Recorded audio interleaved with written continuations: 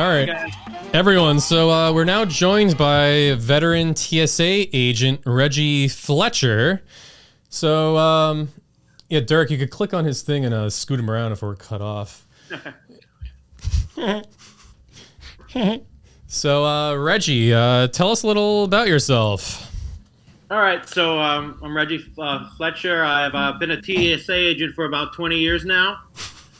Ever since I was a little kid, I wanted, you want to be a superhero like Batman or Spider-Man, and I always wanted to be one. And now I get to live that, only better. I'm a TSA agent, baby, and I'm paid handsomely to do so, well into the 5 figures, and full benefits. It's been a dream. That's incredible. Yeah, we've been applauding TSA for their heroism and everything you've done to protect this country. So we really want to thank you for your service, and I hope everyone in chat, please, let's all thank Reggie for his service. Thank you. Okay. Yeah, it's a heavy burden, but somebody's got to do it. I don't mind. I take it very seriously. I wear it with just as much pride. This uniform, I wear this with just as much pride as the U.S. military wears theirs. I actually think that it's more important for me because I stop more bad guys than cops and military combined. So I think we're the greatest force in this country, and I think we should have the most power, and we do have the most power out of any government institution. In fact, when I see a military man wearing a uniform in public, I almost consider it to be stolen valor because we're the real heroes. We're there every day, these dirty airports, people yelling at us, people not being patient with us, and we don't get any recognition. If you ask me, to be frank, most military folk they're lying to you. They're blowing smoke up your ass. They're playing dress up and grab ass. They're at some cushy place in Georgia or South Carolina doing drills. They're not seeing any war or anything, and they're just there with their thumbs up their asses. And I'm there doing the real thing, doing the real things, the real pat downs. Yeah, that's amazing. Someone in chat called him a Sky Mall Cop. Huh? No, nothing. No, he's not a mall cop. No, Reggie's actually protecting our country every single... Wait, see that, baby? Wow. They don't give that to mall cops. Wow. Incredible. That's pretty sexy, actually. Giselle, you love a man in uniform. Giselle, do you love a man in uniform? Right. What does the guy in North Carolina do? I don't know. Fuck his cousin? Oh. Tony. But, I was just using examples. I don't know. Every military guy you see, they say that they act like they're serving in over in Afghanistan, and you find out they're just at Myrtle Beach training, doing jumping through tires. Yeah. So thanks for your service, buddy. Have another drink, right? Yeah. I agree. It is kind of stolen valor, actually, because that's not fair to you and everything you do for this country. At the very least. But yeah, so everyone in the chat again, let's give a round of applause for the TSA. But Reggie, speaking of your heroism, tell us about some of the terrorists and stuff that you've helped stop over the years. Well, on a daily basis, I'm faced with life-threatening situations, and the stress of the job, it's not for the faint of heart. I oftentimes have high blood pressure solely because of the job. If it wasn't for that, I'd be perfectly fine to do any other activities. I wouldn't feel dizzy half the time. It's just day in and day out. You have to tell people to put things away like more than 3 times. There's 2 bins. Everything needs to be in a separate thing. They just don't grasp that, and it's to protect them and our country. So it's just we're lucky. You're lucky to have me on because I'm lucky to be here every day after day because anything can happen in these airports. Yeah, very dangerous places. But Dirk, so Reggie provided us with some photos of some of these daily life-threatening situations he finds himself in. So if you would, Dirk. We do have a question from the audience if you want to do that. Okay, yeah, let's hear it. So, Mr. Reggie, we have a question from one of our fans. He asks, Urjo asks, how many stink holes get probed daily at your airport? By me or by the entire airport? Actually, both would be great if we could find out both those numbers. So we tried to. I think this is kind of classified information, so I need to go to my superior officer. But let's just say we go through quite a bit of Purell, so it's quite frequently. Excellent answer. Yep, that's why we're always prepared. Are you gonna read all the questions? There's only like Not all. one. I mean, that was an important question. I mean, so. it was. There's No. other And questions. if you just follow the rules, I'll keep my hands to myself. So just do what you're told. Yeah, Dirk. So pull up our first image here that shows Reggie's heroism. Let's see this. Which day is this from? I don't see anything. So here we go. So tell us, Reggie, what are we seeing here? Oh, okay. Yeah, I remember this twerp. Here I am stopping a perp at JFK Airport, right? This guy thinks he's some tough guy, right? He's not listening. This twerp didn't take his shoes off at the security check-in, and that's one of the basic things we do first. That's TSA 101. I mean, anybody who's been anywhere knows you take your shoes off. I just couldn't let 9/11 happen again, so I threw him like a rag doll. I just tossed him. He was stronger than he looks, but I used my legs. Because they train us in TSA school, you have to like kind of dip into it. And after that, he was a little shaken up, so I had to give him an enhanced pat down. And it lasted for hours and hours. And eventually I refused him his flight, and he wasn't able to go to Disney World with the rest of his family. So I see that as a success. The rest of the people on flight were able to enjoy their time in Disney World, and who knows, there could have been another 9/11 if I didn't stop him, or You're maybe worse. Goddamn hero, sir. Maybe Yeah. worse. Yeah. Amazing, really. So, it's really incredible, and thank you again for protecting us and our country from perps like this. Let's take a look at Dirk. Pull up the next photo of another surveillance photo here. So this is another one of, I guess, another criminal, and you could see he's clearly probably the most suspicious person in the background, like in this photo here. So again, thank you for doing that. But Dirk, pull up our next photo, actually. So, Oh, one of these guys. Oh, boy. yeah, what's going on here? Well, I remember it like it was yesterday. This sick bitch in this photo tried to bring 4 ounces of liquid hidden in what she called a shampoo bottle. These shampoo bottles can be a tool of destruction, right? There's all different types of chemicals that can burn people, can spontaneously combust when they're in a suitcase underneath the airplane and blow up the whole airplane and ruin the fuselage and all these other things that in the plane, you know, all the different things that make the plane go. And she wouldn't get rid of it. When I questioned her like this, talking to you like I'm talking to you very patiently, very nicely. Yeah. I thought she was pleading the fifth for 10 minutes, right? But then I realized she couldn't breathe because I was strangling her a little too tight, tighter than they trained us to do. She looked like she was enjoying it. But I eventually got her to confess her crimes, and this was actually my 50th detainment.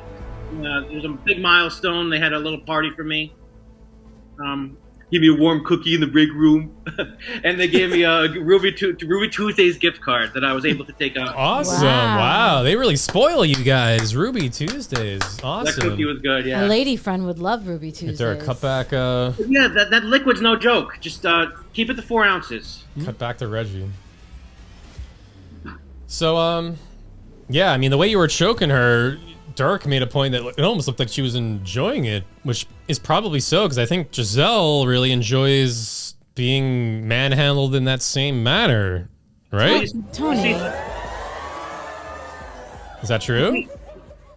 Some of the chokeholds mimic like one that you would see in the bedroom, so it's not unusual for some of these people to get sexually aroused. And it's not my goal, but sometimes I have that effect on the women in the airport. Right. Yeah, absolutely. Not surprised. Giselle, you're probably attracted to this. The rubber glove? Yeah, look at that. Wow. Really cool. You should play some sexy music while he's doing that. You got sexy music? I don't have any queued up, but actually, I do have sexy music queued up. I hope you don't have a latex allergy. I don't think Reggie could hear our soundboard, but let's keep it moving. There's a third photo.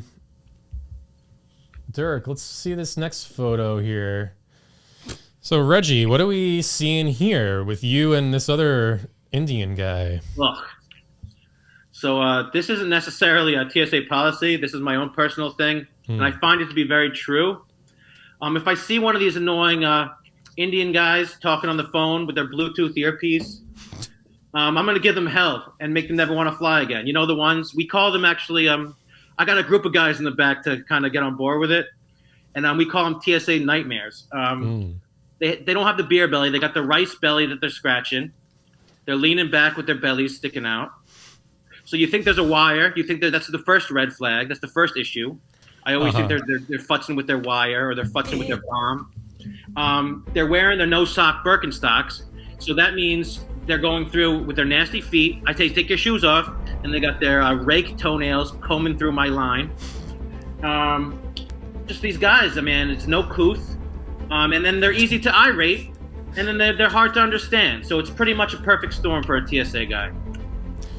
Yeah, well, I mean, we've all heard these annoying Indians with the rice bellies yammering so loudly publicly on their Bluetooth speakers. This is, to me, in my opinion, probably the most heroic example you've showed us yet. I mean, every time I'm in the airport, I run into these guys. If I'm at the supermarket, I hear them, and these guys are really causing trouble everywhere. So I really thank you for doing this for us. Giselle, have you heard these annoying Indians? You're in the city, you probably hear them even more. Aren't they everywhere there? Infesting the city you live in and love? You would know if you saw it. Giselle, have you heard these Indians on Bluetooth speakers? Tony. Well? Bluetooth? What? What's wrong with Bluetooth? That's You know, like the little earpiece they got, and they're talking to somebody about like picking up an Uber or something. Yeah, but wouldn't it be just like AirPods now? No, they always have the headset. That's key. Yeah, the headset. Oh. You've heard them. Going like this. Yeah, they talk so loud. Yeah, that's the pose. Oh my god. I hate that. Ah. All right. Who likes that? I do. Dirk. Is Israel and India allies? Yeah. Oh, well, that's why. Any country that starts with the letter I. Oh, shit. Some of them might be nice people, but there's no time and place for that in the TSA line. There's too much going on. No, yeah. Fine people. You're scouting out hot broads on the line, too, I imagine. Well, that's neither here nor there, but... Right. Let's leave it over there. Of course, you're a professional and a hero. So there's one last photo you provided us with here, Dirk. Pull this up. So Reggie, what are we looking at here? Oh my god. Yeah. Looks like you're on the floor. Why are you? Are you taking a break? Yeah. Oh god.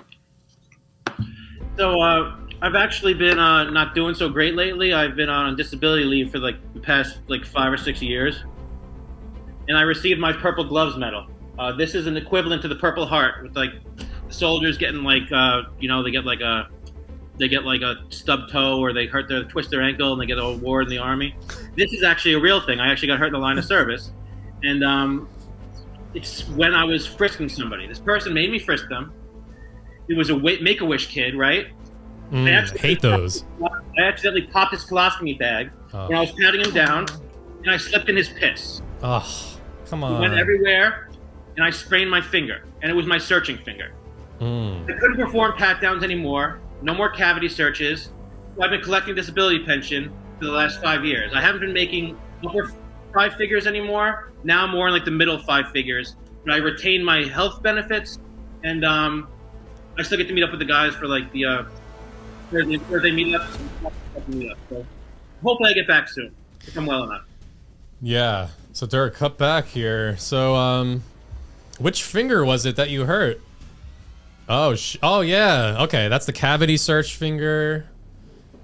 Pat downs, like you mentioned. Yeah, so that's got to be rough. That's your whole livelihood, those fingers. Oh yeah, big time. So, It's the equivalent of like a trigger finger, and like you hear guys that get honorably discharged for their trigger finger. It's my trigger finger. It's just a different gun, baby. Yeah, well, you're like Chris Kyle. Remember the American sniper who sniped all those folks in the Middle East? You're sniping people's colons. I like that. He's more like Paul Blart. Well, I like that. Oh my God, I love him. Ah, Stop. terrible, Giselle. I Stop. do. Hold on. Kevin James, Abysmal. Paul Blart Mall Cop. That's my favorite fucking movie. Well, here he is right now. You're talking to him. All right. I don't know about that. I am not. Yeah, well, Reggie's an actual hero. Exactly. Paul Blart is an actor. What is that? Kevin James? Yeah. Yeah. He's a phony, whereas Reggie here is an actual hero. But Yeah, I actually do the searches, and I went through the training course, and it's really a thing. It's a thing to be proud of. absolutely. Well, one of our more eccentric fans says cavity searches equals sodomy, which equals active Satanism. God says no. So what do you say to that? Go back to bed. Oh my God. Yeah, absolutely. We're on your side, Reggie. So we got to wrap up. We have a few other callers calling in today. Is there any final thoughts you want to share with the I'll leave audience? people with a few things to maybe hopefully make my job not easier, because it's never going to be easy. I'll leave it to make it more smooth and more safe for the people that are trying to enjoy their vacations. Don't make us be rough with you, right? We all took a sworn oath to protect this country. We don't care about your comfort. We don't care about your feelings.